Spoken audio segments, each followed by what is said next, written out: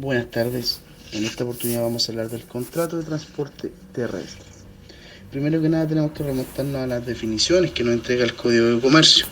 En su artículo 166 lo define como un contrato en virtud del cual uno se obliga por cierto precio a conducir de un lugar a otro, ya sea por tierras, canales, lagos o ríos navegables, pasajeros o de mercaderías ajenas, y a entregar estas a las personas a quien vayan dirigidas. Se denomina transporte terrestre en tanto al que se realiza por tierra como el que se efectúa por ríos, canales, lagos navegables. Además, la definición subsana la omisión del número 6 del artículo 3, que no menciona el transporte lacustre, esto es, el que se realiza por lagos navegables. Hay que hacer presente también que el Código Civil entrega una propia definición en su artículo 2013. En general, se refiere al contrato de arrendamiento de transporte, señalando que es un contrato en que una de las partes se compromete, mediante cierto flete o precio, a transportar o hacer transportar una persona o cosa o paraje a otro. Esta definición tiene principalmente un interés histórico, puesto que, como ya dijimos anteriormente, el contrato de transporte aparece integralmente reglamentado desde su definición por el Código de Comercio y su legislación complementaria. Ahora bien, cabe preguntarnos quiénes son las personas que intervienen en dicho contrato. Preliminarmente tenemos a tres personas: el porteador, cargador y consignatario. El porteador es aquel que contrae la obligación de conducir. En definitiva, el que hace la conducción por agua toma el nombre de patrón o barquero, la distinción de uno del otro. Por su parte, el cargador, remitente o consignante, es el que por cuenta propia ajena encarga la conducción. Y finalmente, el consignatario es la persona a quien se envían las mercaderías. Una misma persona puede ser a la vez cargador y consignatario. La cantidad del cargador se obliga a pagar la conducción del transporte. Ahora bien, el contrato se celebra entre el porteador y el cargador. El consignatario interviene a través de las figuras políticas de la estipulación a favor de un tercero. Esto de acuerdo a lo señalado en el artículo 1449 del Código Civil y la promesa de derecho ajeno, según lo establece el artículo 1550 del mismo cuerpo legal.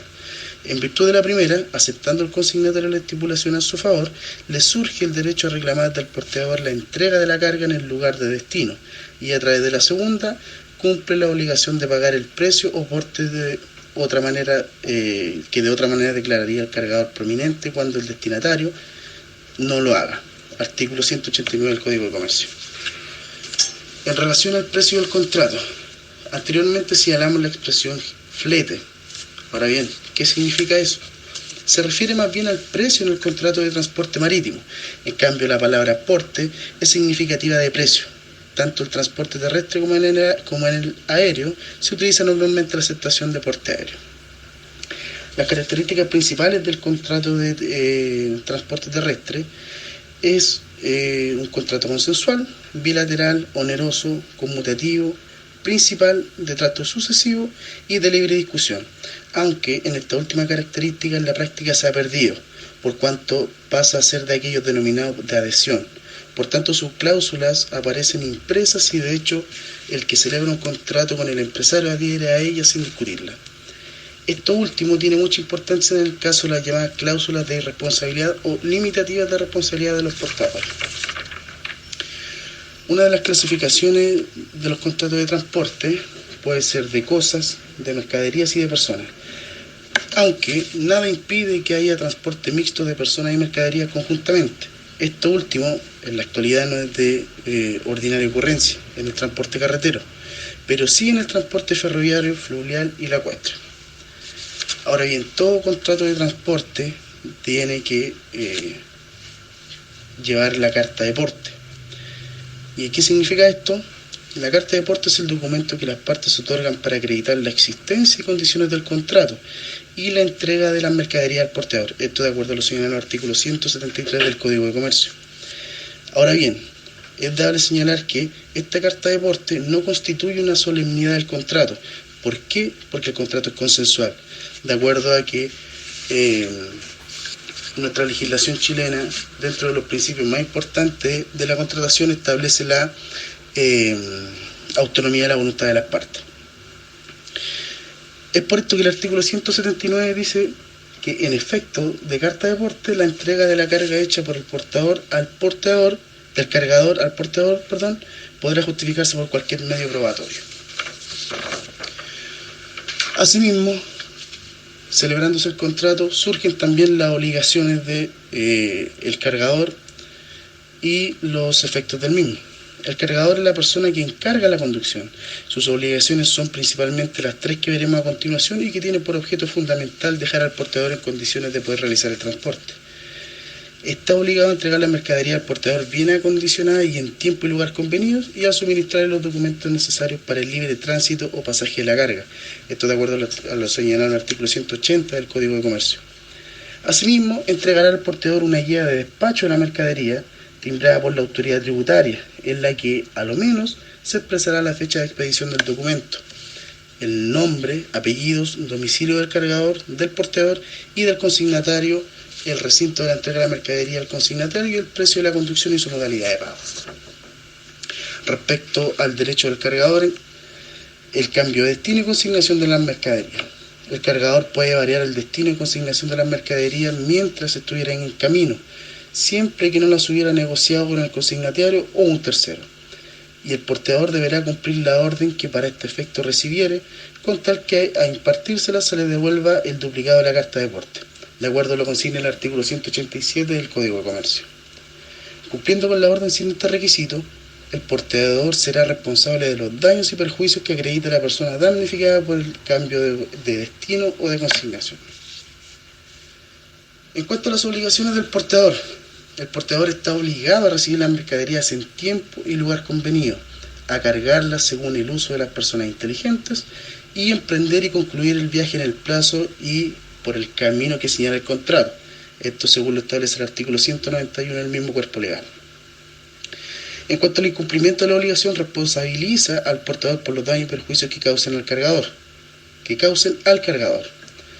No habiendo plazo prefijado para cargar las mercaderías, el portador deberá recibirla y conducirla en el primer viaje que emprenda al lugar que fueran destinadas. Artículo 192. Finalmente, respecto a los derechos del portador, este tiene principalmente el derecho de exigir el pago del porte. Y como un segundo derecho, privilegio sobre los efectos conducidos para ser pagados del porte y gastos con preferencia a los demás acreedores. En cuanto a la responsabilidad del portador, uno de los aspectos más importantes del transporte que se relaciona con la responsabilidad del transportado, los hechos que las originan, la causa existente de responsabilidad y aquella que extingue la responsabilidad. El portador responde de la culpa leve en el cumplimiento de las obligaciones que le impone el transporte, artículo 207. Se presume que la pérdida, avería o retraso ocurre por culpa del portador. Consideremos también que la responsabilidad del portador en los siguientes aspectos. Respecto a la fuente de responsabilidad del mismo, los hechos o causas que originan la responsabilidad del portador son fundamentalmente tres: la falta de entrega de las mercaderías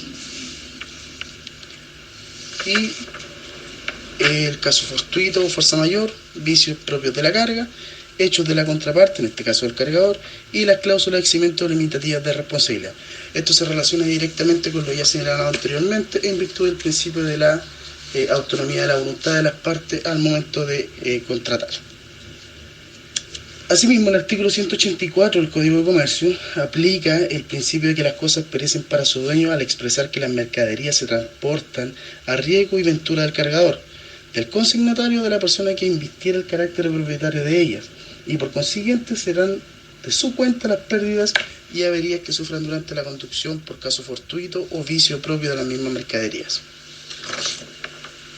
Finalmente, respecto a la prueba de la responsabilidad, el artículo 207 del Código de Comercio señala que el portador responde de la culpa leve en el incumplimiento de las obligaciones que le impone el transporte. En consecuencia, el cargador o el consignatario solo deben probar que existe un contrato de transporte. Esto, unido al hecho de que la mercadería porteada no ha llegado a su destino, o habiendo sido entregada, existen fallas, mermas o averías, colocando al portador en la obligación de pagar las indemnizaciones que corresponden.